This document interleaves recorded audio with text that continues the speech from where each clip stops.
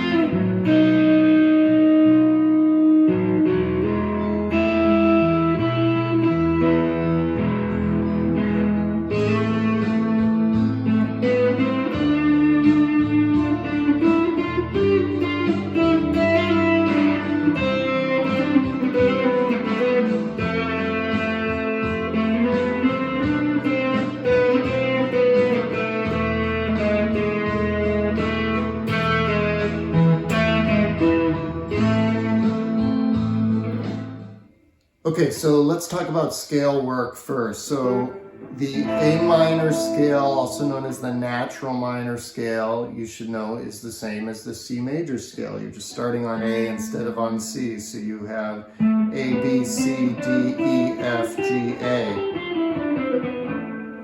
And And this is a really good position to play with that, because then when you're here, you can do, as you saw me do a lot of single note lines, and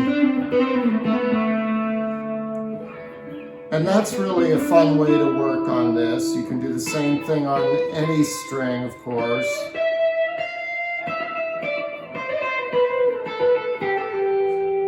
Do it on the first string, you can do it on the second string, do it on the third string. So that's a fun thing to work on, is just playing on one string, working the melody up and down. And then you'll notice when it gets, the progression gets to the last chord, which is that E major sus4, that's the one note that is out of the A minor scale. It's in the A harmonic minor. So the A harmonic minor just shifts the dominant 7, the G note, for the major 7. So it's a weird scale, and it has that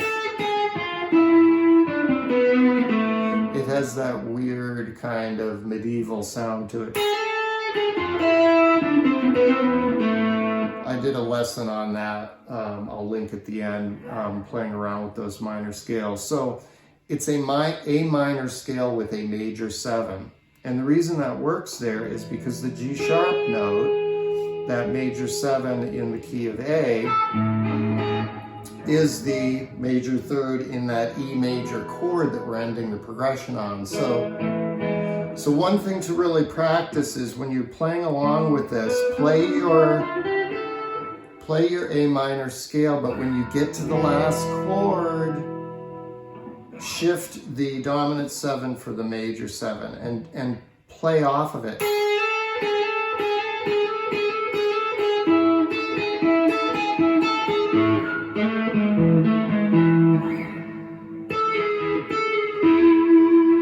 Wherever you're ending up, and that'll sound really cool. So that's sort of the scale work stuff, and as you saw, I was trying to emphasize notes. If I'm going up to the D minor chord, I'm hitting a D note and I'm holding it. Over the C chord, I think I would tend to land on the E note, which is of course the major 3rd in the C major chord. So try to focus on chord tones.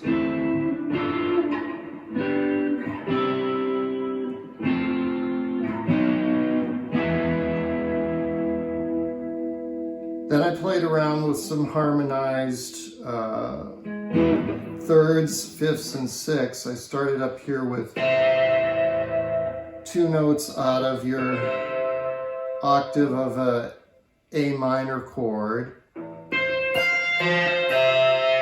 And then I just sort of played off them with other scale notes from this A minor scale. So we're going from an A minor to a D minor, and then the chord progression goes to a G. I played the top 2 notes of a D-shaped G chord there at 7 and 8. And then I played off that with the D and the C notes, because the chord is next going to a C from the G. So we went A minor to D, G to C, and then we're going to go from F to B. So again, top 2 notes of a D-shaped F chord.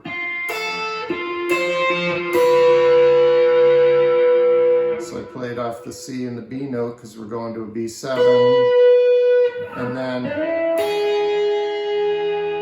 landing on the top 2 notes of a D-shaped E chord, and then doing that sus4 thing.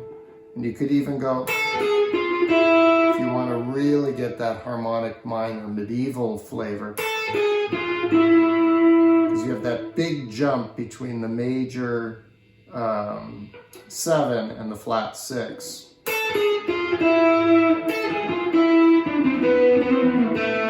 Which sounds really cool in my opinion. So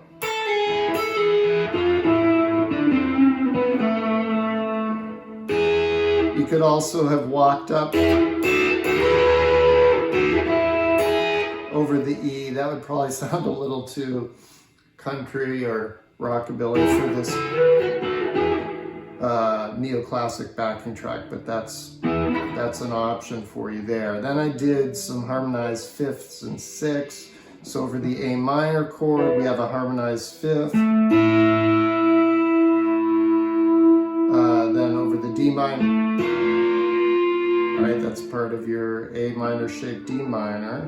We went from this shape of the A minor to this shape of the D minor, so we have...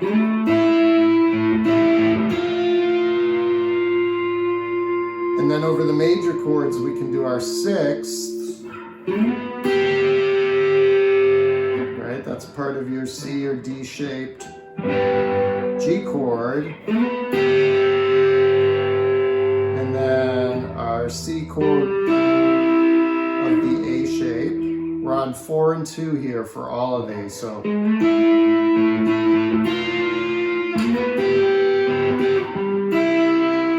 I'm playing with my fingers today, you don't have to, you can use a pick. From the C, we do the Keith Richards 1 to 4 thing, right? C to F.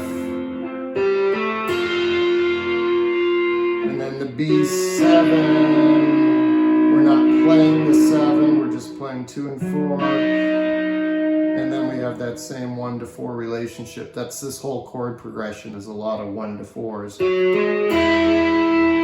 So we went from C to F, B to E.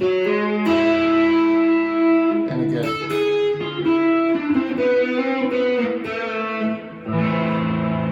Ending with something like that. This is my Squier Bullet Mustang.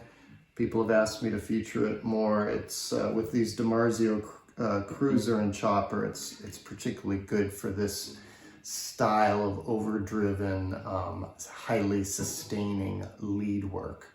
All right, thanks for joining me. See you next time.